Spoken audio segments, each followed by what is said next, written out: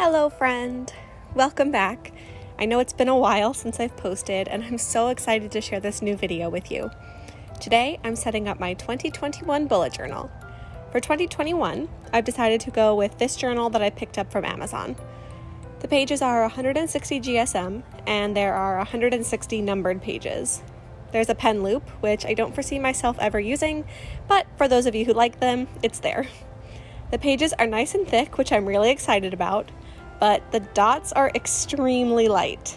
I don't even think you can see them in this video. I almost returned the planner because of it, but decided it didn't really bother me and I would be able to make it work. It comes with one ribbon bookmark. I know most bullet journals come with two of these, but I never use them to mark different pages, so this is totally fine for me. Like I said, the pages are 160 GSM, which is a big improvement from the bullet journal I was using this year. I'm really excited to play around with my markers and brush pens more without all the shadowing and bleeding. There's also a handy pocket in the back. I'll post a link in the description for anyone interested. And now, let's get on with the setup. This is actually my first time setting up a bullet journal for the year. My goal is to use this one journal for the entire year, so this initial setup does not contain a ton of collections and trackers. I kept it to a few spreads that I have deemed essential for myself. I know many people have opted for a neutral palette in their initial setups, but I am not one of them. I've opted for what I'm calling my neutral palette. I've chosen washi tape and markers that match the cover of my journal and that I know I will never get sick of looking at. So pink and floral it is. I'm starting off with a cover page to welcome 2021. My brush lettering has definitely improved over the past few months, and I think it's fun to be able to showcase that on this spread. I decided to go with a simple setup that says, "Welcome 2021, here's to new beginnings."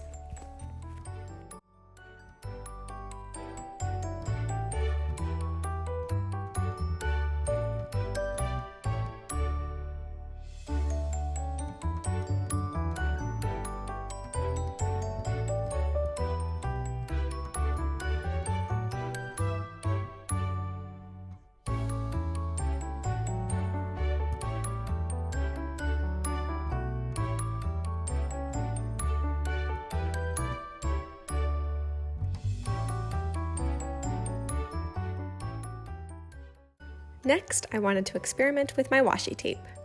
Now, I'm not typically a washi tape user. I own a ton and very rarely use them.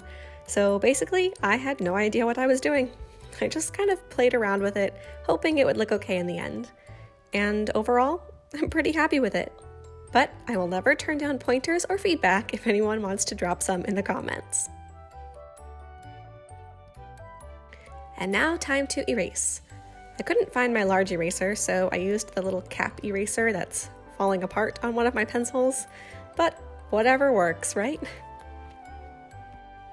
The last thing for this spread was to add some gold accents. I've been obsessed with this gold metallic jelly roll lately, and it was perfect to use on the decorative swirls. And now we flip the page and head on to the next spread, my future log.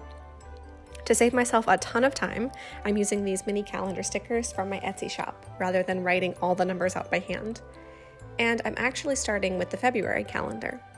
I'll be setting January up pretty soon, which will eliminate the need for a spot in the future log. So this log will run from February to December, with an extra spot left for all things 2022. I'm fitting it all on this 2-page spread, and you'll see how that all comes together as you watch the video. Since this next part of the setup is just me putting down a bunch of calendar stickers, I'm going to put it on super speed, and I will chat with you once I'm finished.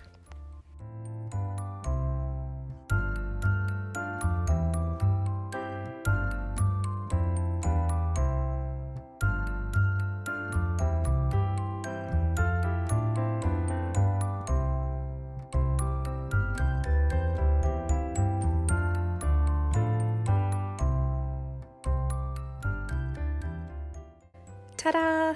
The magic of video editing. Now, get ready for a very rare sight. I broke out my ruler. You will not see it again in this video, and you likely won't see it in future videos because I'm generally not a fan of using them. but I wanted to draw lines halfway between dots to separate the months, and I just didn't trust myself without a ruler. So here we go. I'm using my gold metallic jelly roll again to add the dividers between all of the months. And then I use a black fine liner to write in 2022 in the last box. As the year goes on, this layout will house all the information for events, appointments, and everything else for the months I haven't yet set up. It's a very handy spread. For 2020, I only had 3 months per page, and while I got a lot of use out of the spread itself, I just didn't need that much room. So I think this layout will be perfect, and it saves me some pages to use for other things. Now we're going to flip to the very back of the journal. I've decided to keep the rest of my yearly collection spreads and such in the back, just a personal preference. And I'm starting off with a grid spacing guide. I do my grid spacing guide differently from what I've seen most bullet journalers do. Many are able to condense them to 1 page, and I just find it kind of cluttered and confusing, so I like to separate it onto 2 pages. I'm starting off on the right-hand side with all of the information for the dots running horizontally. This can be a bit confusing to explain, but I'll do my best.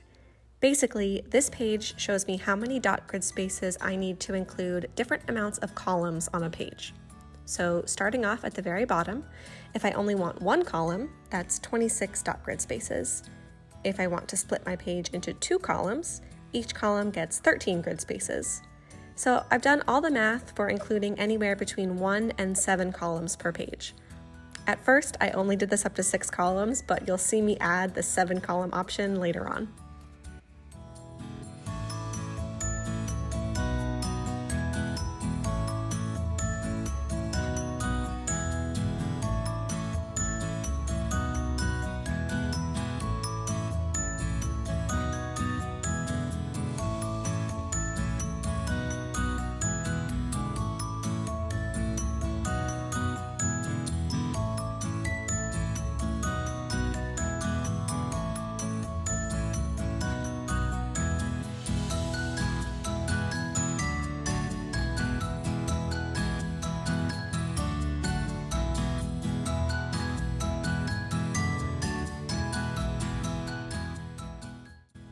Next, I just labeled each one so I can see how many columns it represents.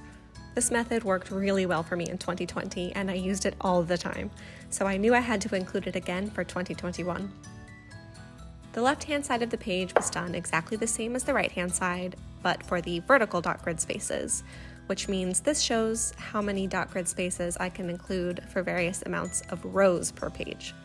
So 1 row would get 37 dot grid spaces, 2 rows could each get 18 grid spaces with 1 in between, and so on all the way through 7 rows. If you have any questions about my grid spacing guide, feel free to drop them in the comments. For now, let's switch to super speed.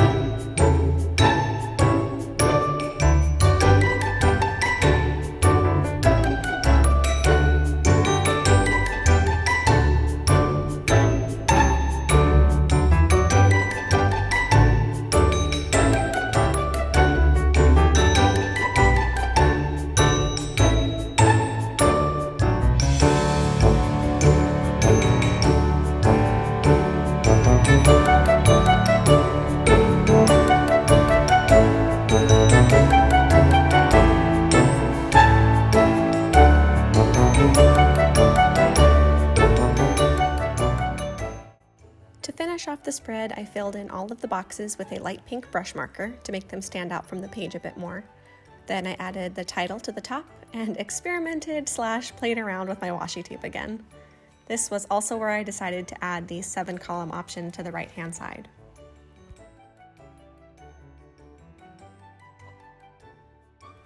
And that was it for the grid spacing.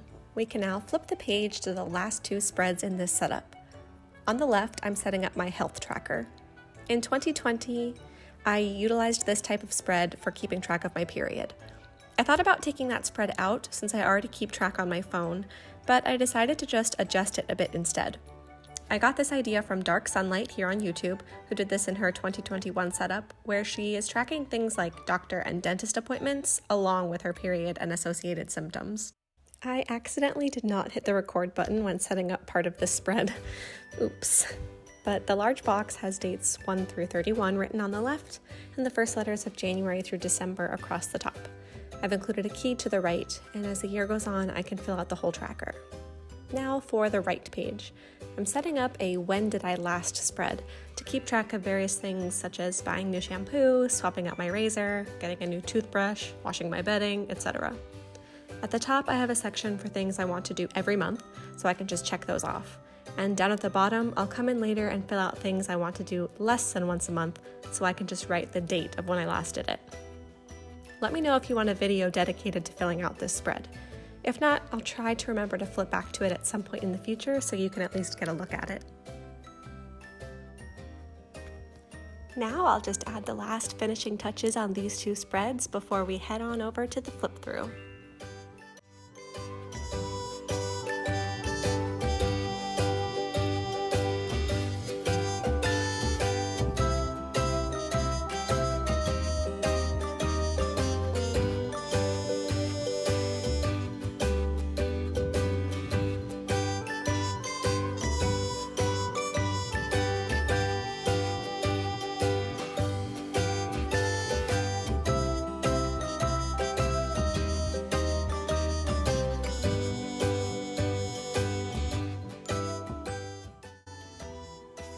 And we made it to the end. Let me know your thoughts in the comments. I always love reading what you all have to say. Thank you so much for watching this video and taking on this bullet journal adventure with me. If you enjoyed the video, I'd really appreciate a little thumbs up. Be sure to subscribe and hit the bell so you don't miss future video uploads. As always, whatever combination of buttons you choose to click, I am truly grateful sharing this bullet journey with you. Happy planning and see you next time.